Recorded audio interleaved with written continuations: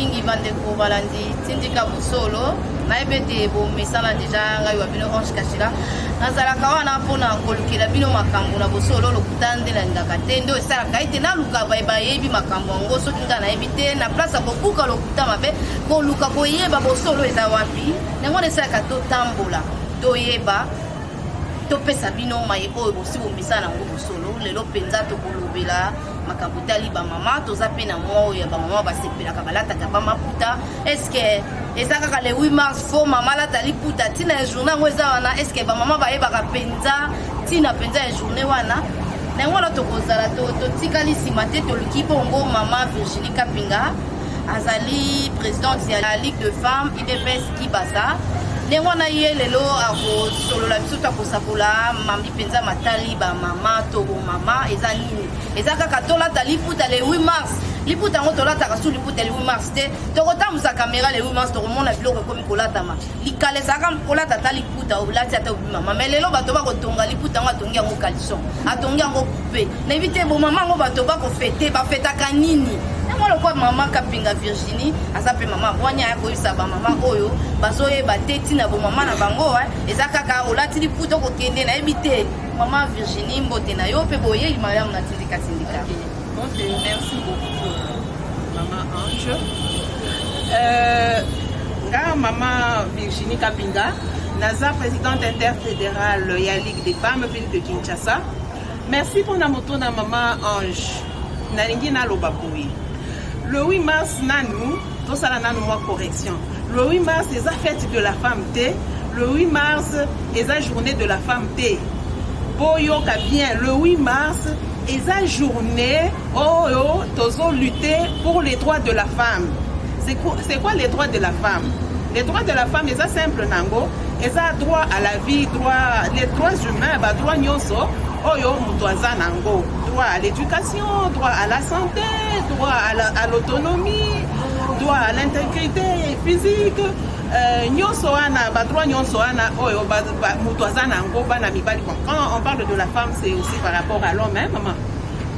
Oyo mwana mobali azo jouir nango droit nyonso ana eza yango ana tozolo droit de la femme. Sikoyo pona nini lutte pour les droits de la femme. Parce que depuis bien longtemps, tu as remarqué que toyebi que moi si azalaka toujours discriminé. Par exemple, on a vu cet exemple mon banal peut-être et puis to kenela makambo mususu. Boyebi ke na batribi mususu maman Ange kala moi si azaki kolia soso te. Bana mibali balia soso bayo eza kitoko oh basi balia ka soso te. En fonction de quoi? Oh basi basala ka boyete, basi basala ka boyete. Omoni avec exclusion wana de basi mususu ya ba pays mususu na monde mobimba kaka basala mo ba revendication ba révolution yango wana ti combat na bango eye kokoba baye ko conclure ba pesi ba dédier le 8 mars la lutte contre la violence, contre la discrimination, va retrouver peu droit na bango. Le 8 mars, moi histoire moké ebanda wapi. Ebanda na Union soviétique de basi bazaki ko salaka na ba industrie textile, bazaki na ba droit moko na mibali. Ba ko sala ba moko de travail, mais mibali ba ko salaire ebele ko leka bango. Et puis harcèlement sexuel na ba usine ba makambo ebele ezanga tina yango wana basi basala révolution et banda na ba 1970 et au monde ba pays misusu pe eye kolanda France eye kolanda ba pays misusu eye kolanda ti ndenga wana eye kokoma na Nations Unies en 1977 précisément des Nations Unies et proclama journée il y a le 8 mars comme dédié à la femme. Pas pour moi si elle a tagali puta ou bien elle a tagaboye à ça la café boy. Pour moi si elle s'exprime pour n'a pas droit na yé. Na moni na ba pays mususu par exemple le 8 mars par exemple na moni na France na Canada. Eza journée au ça la café tité hein maman Ange. Eza journée oyo bango basaka sikoyo ba revendication na bango. Basali bilan il y a ba revendication basala qui année passée. Batali nini basa amélioration o ezalaki année oyo esimbaki te ba komi lisusu soki marche soki nini o bakosala de tina ya le 8 mars tozonga sikoyo na makambo ya maputa. Makambo ya maputa eza nango mabe te. Liputa eza tenue na biso officielle, la femme africaine et la femme congolaise. Liputa eza nango mabe te, tolata yango mpe mikolo nyonso ti. Ngai nalati liputa te, eza le 8 mars te. Kolata eza nango problème te, kofete eza nango problème te. Mais na ko attirer attention ba mama, olati liputa ndenge nini. Ozwi liputa isusu osali olati kaleson wana olati bien te. Ozo respecter nzoto note. Wa tongi yango couper, tongi yango kaleson. Ozo yeba la te za couper kaleson. Akena bar ye mama wana ba pesa ki bokonzi, ba pesa ye lokumu. Mama na la atamboli ne bolungu, siko ozongi sisu na bolungu. Na ebite mama Virginie Kapinga, yebisa na ba mama o wana ba kokanisa. Journée wana photo fetaka, photo sala ka ba n'importe quoi. Yebisa bango tina nango penza. Ba mama, journée wana eza dédié pour la biso. Mais na respect, il faut voir que moi si aza être sacré d'abord. Le corps de la femme est sacré. Yangwana bazipa kango. Moi j'apprécie batona batu bazana ba culture na bango, mais j'apprécie les arabes ndenge bazipa kango toi moi si. J'apprécie beaucoup les arabes. On les a culture na bango, mais culture na biso pe ezake ozipa na liputa olati libana yo ko ke otonga jupe ya mulai ou bien deux pagnes quand ndenge ko lingi. Mais oh ya biso maputo yo komi kolata ma otongi soki se. Les soki couper peut-être ata soki kaleson na liputa ezalaka te. Le 8 mars eza fête ya liputa te ba mama. Ezana nu ba mama mikolo na banda nanu na ba mama mikolo ti na kokoma na ba jeune fille. Ba mama, boyebi ke mama nde atongaka mboka. Boyebi ke mama nde edukaka. Boyebi ke nde mama asimbaka nyonso. Soki ndako ezangi mama, boyebi bino moko ndenge ezalaka désordre, ezalaka neti vie ezalaka te. Donc mama nde apesaka vie place nyonso azali. Boyebi sanga sikoyo, yo mama responsable, opesaka vie, opesaka éducation. Ozokende ko se me conduire pendant le 8 mars kaka mama. Okomona mama bimi na tongo o na kolamba te na kosokola bana te mobali nda kosala eza bongo te le 8 mars eza pona wana te yo ko garder rôle na yo ya mama kosokola ndako na yo bana na yo olambeli bango soki ozana mwa mutualité bokenda eza pour kosola makambo atina bato ebele basanganaka selon mutualité ou bien soki groupe na bango ya église soki na ebité ba ancien école lia il faut bozala na objectif na sujet oyo boko débattre. Par exemple moi na biso oyo année oyo thème na biso retenu pour na Congo awa nano eza congolais et congolaises levons-nous pour lutter ensemble pour le droit de la femme. Sikoyo yo bazo litele yo pour na ba droit na yo mais yo kende kolatela bato bukakala. Et vous allez dire, si vous avez la jeune fille va kolata ndenge nini. Mama maputeza nango mabete. Toko kila biso kolata, tolata kango mikolo nyonso. Bolata na bino, bosala fete. Mais boyeba que eza pona kolite na ba droit na biso. Siko biso moko. Soki to mitie neti biloko eloko pamba. La femme n'est pas une chose. Tango zolata mabe. Na opesa exemple mususu Ange. Omonaka na ba clip. Je ne suis pas contre les musiciens. Au moment où on a un clip, on a mis bali, balataka toujours bien. On a ta veste na yé, ensemble na. Mais pas si balataka moi pas slip, moi pas soutien. Je ne sais pas. Ça c'est la vulgarité pure et simple. Et ça n'a pas tenu oh yoko kikolata. Ils ça la casporo. Kikolata pe kola mulai olat. Mais il faut pas que otika ba kwisi libanda, otika mutolo libanda, libere koto so ki ndenge nini. Non, là c'est se vendre, c'est se chosifier. Moi c'est Aza Yelo à côté kate. Nous n'avons pas de prix, la femme n'a pas de prix. C'est un être sacré. Donc si le makamwana, biso moko to songa nanu na ki moi si na biso. To mi pesa na nous respect wana na lokumu. Deto okende pour réclamer ba droit wana. Biso moko to réclamer ba droit wana. Exemple mususu. Okomona mama mukolo penza mama mukolo. Azana oyo, oyebi yango kije, babenga ka kije. Okuta mama mukolo azo tenir mwanda kumoko ba chambre ko futela, ba chambre. Avant d'ici bana basi wana, e komi kije abenga ka mibali ba ya ko kolanda basi wana. Ba jeune fille abatu mama yo so ki basale liyo na mwana na yo, oko sepela vraiment. Ba mama, natika ko mona papa tambo moko te azo tenir bar ke atekaka ba fille abatu. Jamais ezaka ba mama biso moko nanu, tozonga sima nanu. Tozonga nanu na place na biso et puis tokende ko revendiquer ba droit wana. Mibali tangu mususu bazo profiter na ba faiblesse wana nde ba agresser pe biso basape mpe badroit na biso mais biso moko nanu tozonga soki oza mama place nyonso ozali na mosala na yo pesaka exemple ya kitoko po soki oza na comportement ya kaka ndenge wana okoetike bana ndenge nini. Mama Ange, souci na ngai eza cri d'alarme oyo nazobeta bajeune fille na biso baza na encadrement mpenza te. Okomona par exemple phénomène Kujana mama bana na biso bakobala banani lo jeune fille okomi pesa na bapapa opesi nzoto bebi epuis lobi nango oke kozwa libala na oyo ya bien na jeune garçon ya age na yo mabote eza isusu te okomi koluka tata mwasi ndoki te yo moko si omiloki te boyebaki ntango ozosala ujana wana ezopesa bino succès lelo oza mbanda ya bamama mikolo neti mama na yo. Mais il y a des jeunes filles qui sont vertueuses, hein. Bazotanga, bazotosa miteko, lobi nango tango bakosala na ba position moko boye, boko silika bolobi oh, bataisaka bana na bango. Non, boye biteke ba jeune fille ebele, ata bakonzia bamboka ebele, eza bana o bautaka na ba famille pauvre, hein. Boye biango, yango nanga na lancer cri d'alarme.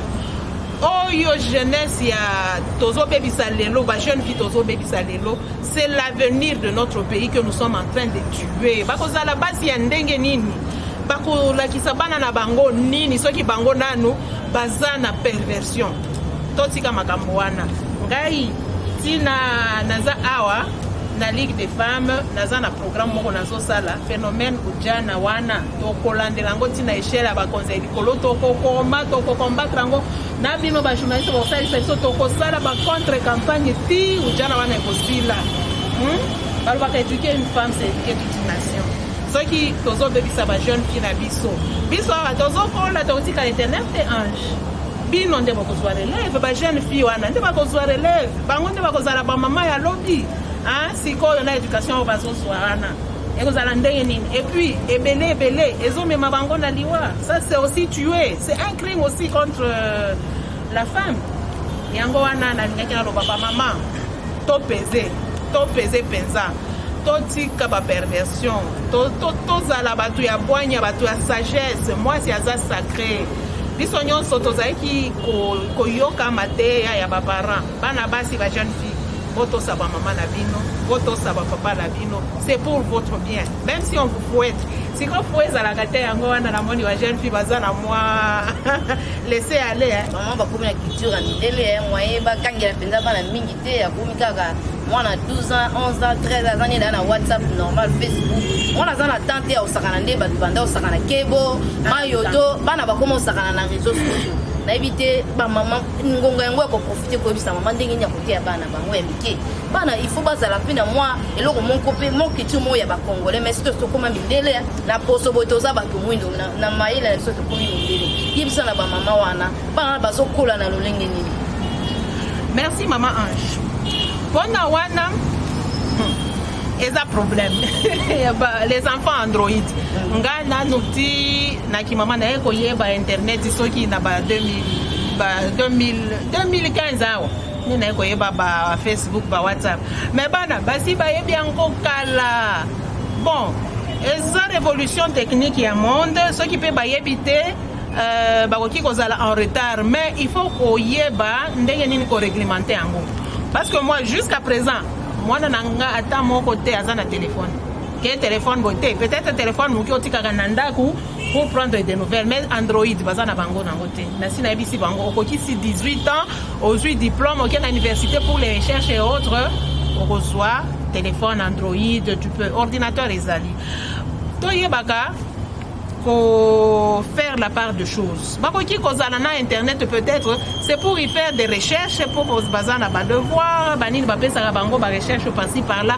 peut-être mais oyo internet abiso ya bana oyo bazo se changer ba film soki otali film na téléphone ya mwana na yo moko mamoti ka ko tala te olengi nanu ba mama to yebaka pour réglementer discipline ya bana na biso téléphone eza nango mabete internet eza nango mabete mais moi nazotala nini na internet azosolona na banani na internet mwana muke azana ba ami kaka papa ba camarade ya papa na ye tout ça hein biso toza mindele te toza ba africain nzambe sa tango asala biso ba africain ça so bate ayebi tina Ayebipina culture ya mutu renier sa culture c'est se renier soi-même. Donc soki to boy culture na biso to se renier biso moko donc to zate yango wana pe ozomona mutu nyonso amatela biso te to réglementer yango bana bakoki kosala ba recherche bakoki kosala banini mais internet ndenge bazo utiliser yango te komona mwana bolimba en ligne ti 2h 3h ye mutu akokende classe lobi.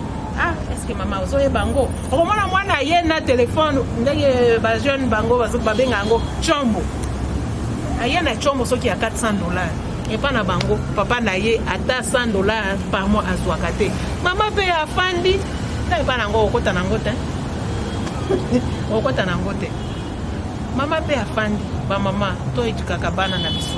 Ba jeune fille ya lelo bazali en tout cas avenir ya lobby eza ba mama ya lobby bako tonga mboka ndenge nini mwasi nde atongaka mboka oyo adage akolobaka la femme atongaka te atongaka na ye basi nde baza sima ya bapapa mpona kokonseye bango to konseyaka bana malamu nalingi d'ailleurs na profiter na occasion pour réitérer encore nos remerciements au président de la République pour la gratuité.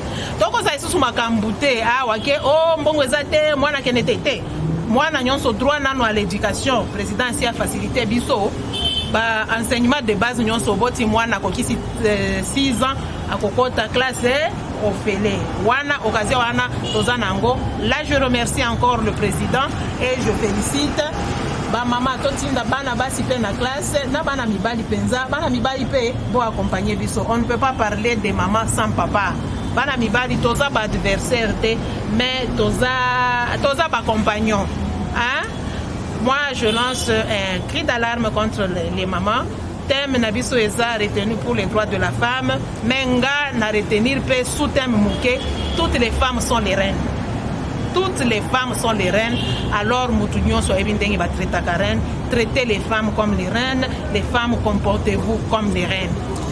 Autonomie ni penza mama na mateya malamu côté ya ba mama ko yebisa ba mama tine bo mameza kaka tout se pela raté jour wana ezaka jour wana fo to kanisa mai obiso to singa ki basela biso to makambo biso pe to ko yiko sala soki sala mité to sangisa ba mayela biso to tele to ba to lingi biso pe ba mama to sala boy to lingi to sa to longola likanisi ale 8 mars to ke fana na ba bar to sali boy en tout cas ezo pesa biso penza longo na kiti na biso wana te to pesi matono mingi na bandeko basi ba mesani kolanda émission tindika bosolo to mesana penza na tindika bosolo ezakabe bosolo soki to kopesa pe moi batoli mike na ba mama oyo ba mesani sina bana bandroid eza bien eza mabete ndenge mama uti kolobawa mais il faut tala ka mwana ngo agino ko kopesa android pa android ngo ezo pesa ye nini ya zo profiter na nini en tout cas ba mama to tika pe système le quoi ba pesi biso pe kits ba lobi to ko sala misala ba papa pe ba ko sala yo komi papa tindi yo kombola papa yo ko kombola te le lo fait na biso papa yo lambela biso eza bongo te